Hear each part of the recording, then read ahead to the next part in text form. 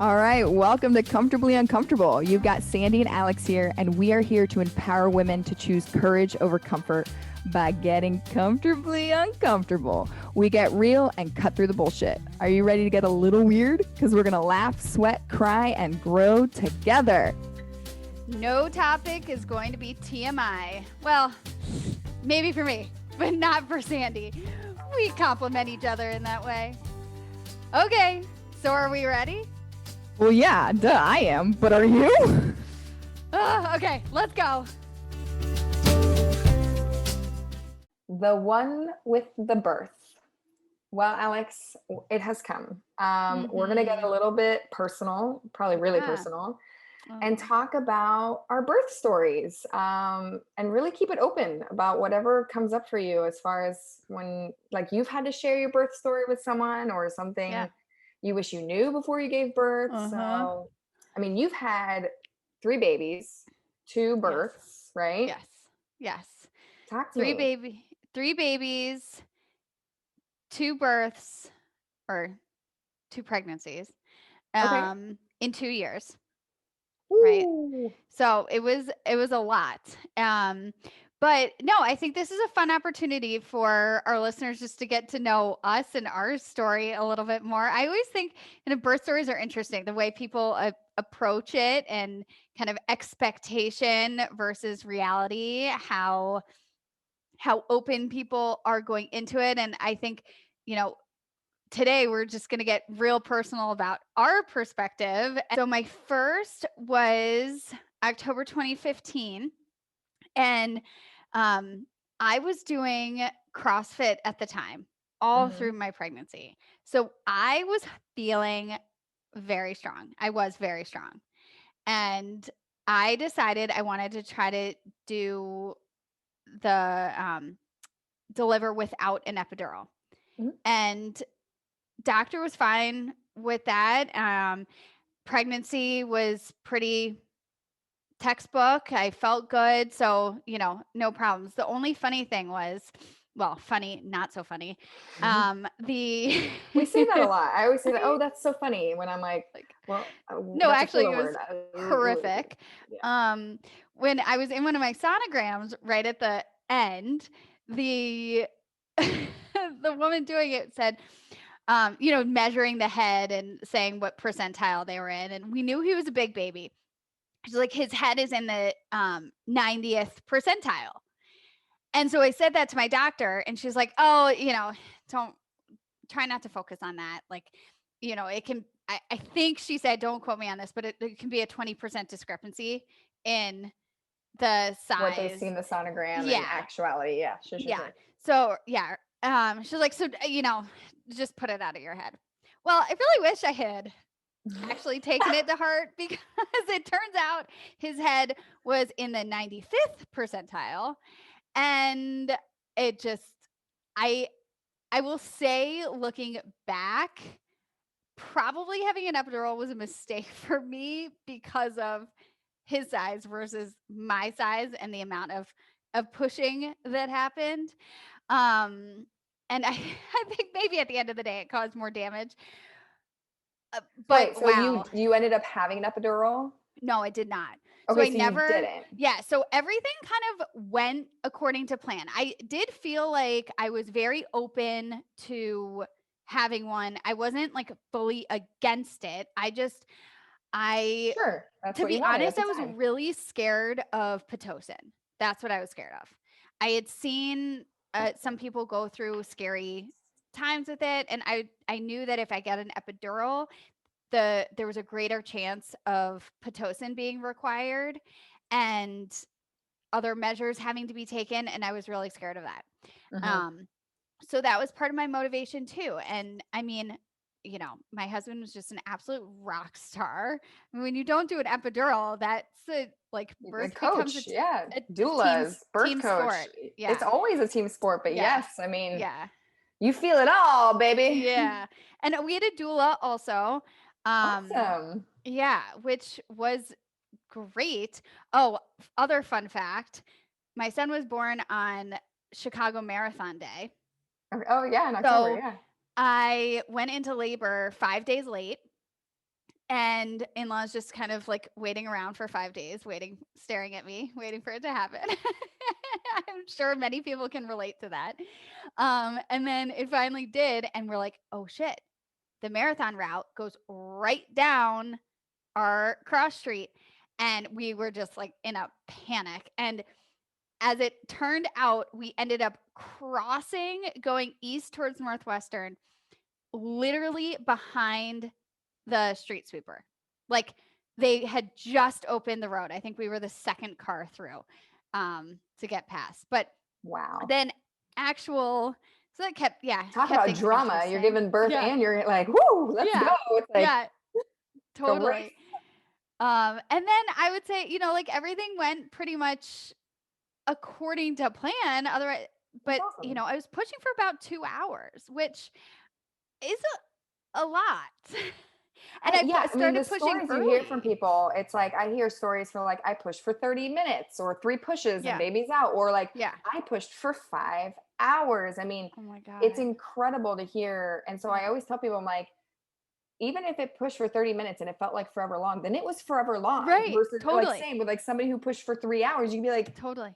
Again, birth is an endurance and a strength and a power event. So completely. Yeah. So it was about 2 hours, but I started pushing early because I was like convulsing and, my body, like I couldn't do anything else. I had to try.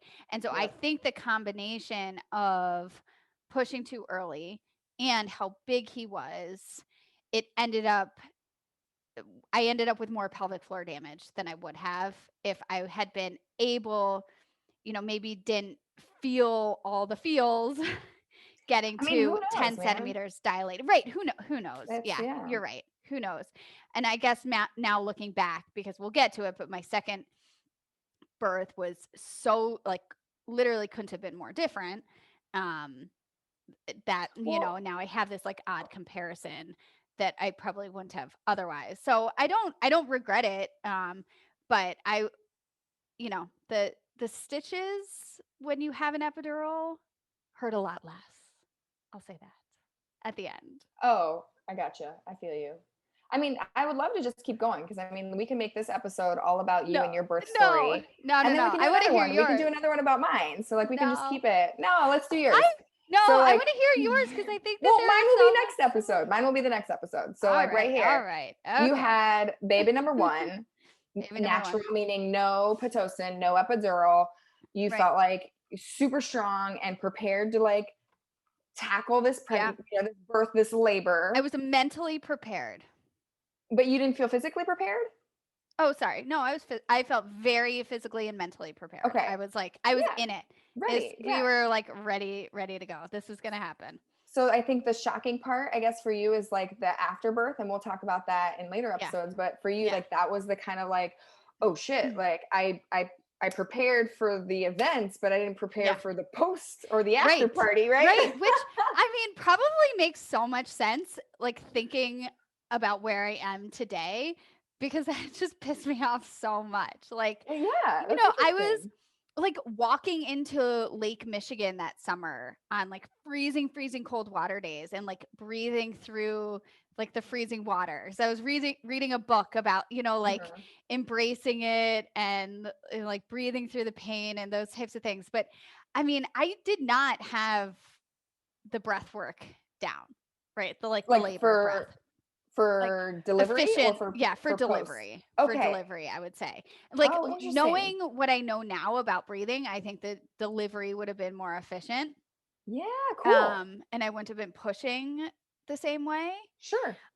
So I think they're just it's continually amazes me how much a woman can do and how much you can get through. Like it's amazing that a woman can get through that, but absolutely. I mean, but now learning how much endure.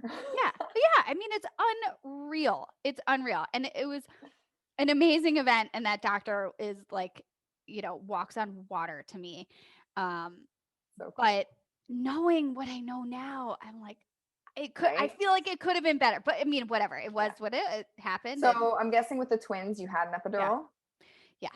So So tell me about that. I mean, you went from, natural, like, was it one of those like, oh, I'm so traumatic that no, my baby number 2, or was it that like, oh, I have twins, this is a whole nother situation? Yeah. Like, tell me about that. I'm interested.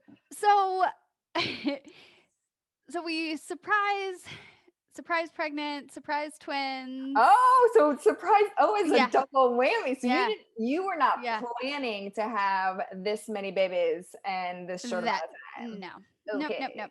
So, okay. Well, I was on the pill and it was like really messing with my head.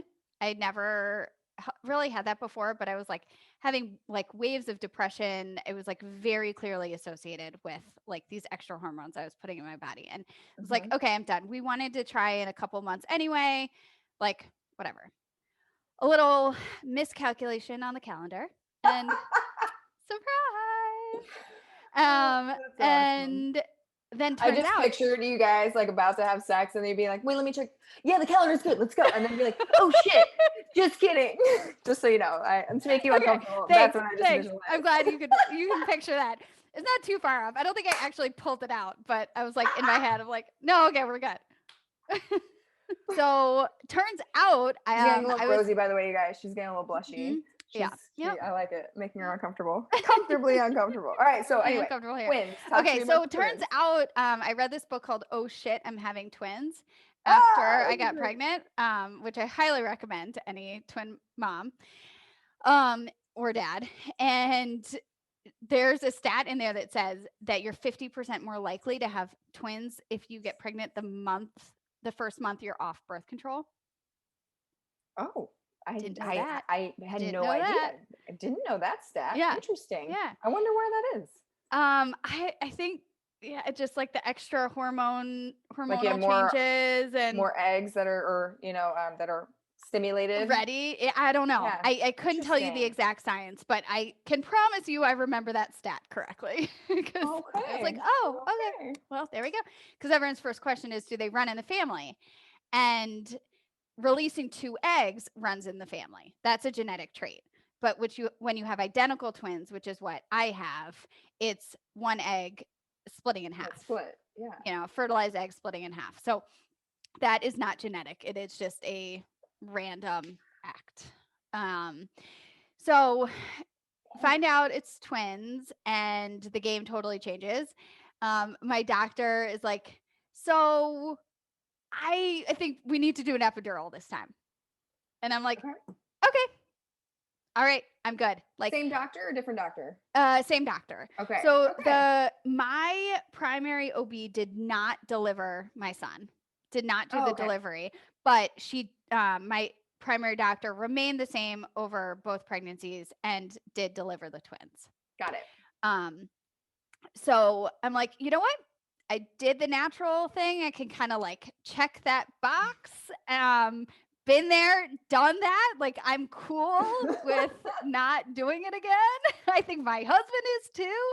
Like, he doesn't need to sweat so much in the delivery room. Oh, that's also, fun fact, he wore a flannel shirt to the first delivery. I don't recommend that either. Oh, okay. Pouring sweat. Pouring sweat. So then I'm like, yep, cool. We're going to do epidural. And the other big thing with the twins is that you deliver in the OR instead of in the delivery room. Just because of high risk? Exactly. So if something does happen, they want to be able to do an emergency C-section as quickly as possible. So they don't want to even have to transfer you to a different room. They want no surprises, like fully prepped. And so that's the other reason, because if I had tried to do it naturally and needed a C-section, they would have had to completely put me under, which would have been kind of worst case. Which is kind of crazy to think that they used to do that. Like, that used to be the norm. Was like, put women I can't remember which decade, but it was like, let's completely put women under, deliver baby, and then they wake up. It's just weird to think of nowadays. It is. Like, no. Totally. I would have hated that, to come out of anesthesia and then be like, where's my baby? Like, oh man. And I know people that's happened to, even when they did it, but emergency is emergency, and like however that baby comes out is good. But I wanted to try to avoid that if I could, obviously. And because they were in, they shared a placenta. So they were like 2 yolks in 1 egg, Wow. right? So they're mono di twins is what it's called. And so that's like the middle risk. If it's Okay. completely 2 different sacs, then it's the lowest risk. Mine was a middle risk because they shared a placenta. So we had to make sure that that the blood flow was even. So there were a few Equal. Yep. extra tests with fluid and blood flow so that they were Mhm. growing evenly. And then the higher risk is the when they share a sac, right? And then you could have risk of umbilical cord and all that. So I was having stress tests or monitoring heart rates every week at the end. And I was having ultrasounds every month during the pregnancy. So it was a whole different situation. And then because of the being high risk, they don't want you going full term. So Okay. I was, they wanted me induced 37 at the 37th week. Yeah. And so for that reason too, my fear of Pitocin without all that, I was like, okay, we're gonna do an epidural. Epidural. Yeah. Yeah, we're doing Pitocin to kind of get this all going. And it like was really a pretty pleasurable experience. I will tell you. It was all good. I was just sitting in my hospital bed reading magazines and like flip over every Like a once in a spa, while. maybe. Yeah. And it was all just like, again, like my pregnancy was good. Pretty textbook, so no one was like overly concerned about anything, and we just kind of like went along, like plodded through the day, had a nice breakfast. Sometimes I accidentally say checked in at the hotel hospital. See. Um, Great little spa. yeah, got to 10 centimeters. She's like, all right, let's do a practice push. And she's like, whoa, stop. That baby's about to come out. Go to the OR. And there were 8 doctors in the room. So there was anesthesiologist, my OB, the doctor who was working under her, the resident. There was a NICU nurse for each of the girls. And I'm probably missing a resident, probably I'm missing a couple people. But there were definitely at least 2 doctors, maybe a pediatrician too, I think. So there were a lot of people in the room. And the first I think within 3 contractions, she was out. She was out real fast. Yeah. And then I didn't realize until I was actually in the room, there was a second bag of water. So they had to break the second bag of water and get it going again. And they kind of want you just like in the mode. Like I didn't even see my first daughter until she was cleaned up because they want you really focusing on delivering the second. They don't want anything to stall out. And within, oh my God, I should have looked this up. I think they were 9 minutes apart. And again, it was like kind of 3 contractions and speedy. So did you do anything different? Did you keep doing CrossFit during your twin pregnancy? Or no. Yeah. I pretty much, did you work as soon on the as breathing? my breathing was much more efficient. I didn't know even half of what I, eventually learned when I started working with you, but I do think the breathing was different. I just recall, and maybe it's because I wasn't in so much pain, so I could actually focus on it. Sure. That's the only thing I can really think of that was so drastically different that I could really put the energy and mindfulness into that part of it instead of like the million things that were happening to my body. But yeah, and the show you're putting on for the 15th. Right. I know. And it's funny too. I mean, you've got like one position you can be in on an OR table. Like there aren't too many tricks. It's just like this is how we're doing it. So did you deliver baby 1 on your back? Yes, both of them. Okay, so all 3 babies were supine, like on your back. Okay, interesting. Yep. My son was 8 pounds 4 ounces. The girls were 6'1" and 6'7". That's First not, baby was bigger. that's, So yeah, I they mean, were but still. 37 That's, weeks. 37 weeks. wow. I was, You will like, have some big old babies at 40 I got weeks. some big babies. That's Yeah. awesome. Yeah. Well, I love that you shared your stories, and I love how drastic and how different of an experience they know. were, because I think sometimes women forget that every pregnancy can be different, every Yeah. birth story can be different. Yeah. And yes, even though you had a single baby versus twins, I think I've met so many moms that same of like, maybe they had an epidural the first time, then they wanted to go natural, or they went, you know, without medical intervention to having similar to you. And I think hearing your story really just says like, honor what you need at the time. Yeah, totally. Like, go in with your plan, and also know that some things might change. And then I think for you, it's, you keep learning, right? You kept learning and being like, okay, well, what did I learn from this first one to go into the second one? So that is so, so cool. Wow. And if there's any fact you guys want to know, apparently the first month after you're off birth control, you have a higher chance of twins. 50% higher chance. Keep that in mind. Be smart, people. Be smart. Be smart. Use that calendar. I love it. Or, I mean, just, you know, again, make sure to actually check the calendar, not be like, Alex, I'm just kidding. No, it's okay. It's okay. It's true. It's so true. No, I mean, I was very, very fortunate that my pregnancies were all pretty good. I didn't have a lot of, extra complications, but certainly I've hit a lot of the different ways it can be done. So I love it. I'm full of tidbits. That's so great. Well, thank you for sharing. You're welcome. And stay tuned for my story. Yes, coming up. Thank you for showing up today. Getting awkward is always more fun with friends. Give us a review, tag us, and share us so we can continue to grow together. Use hashtag CUPod, letter C, letter U, or tag us. You can find Sandy on Instagram at sweatandshineon and Alex at aj.afterbabyfit on Instagram and afterbabyfit on Facebook and YouTube. We'll see you next time.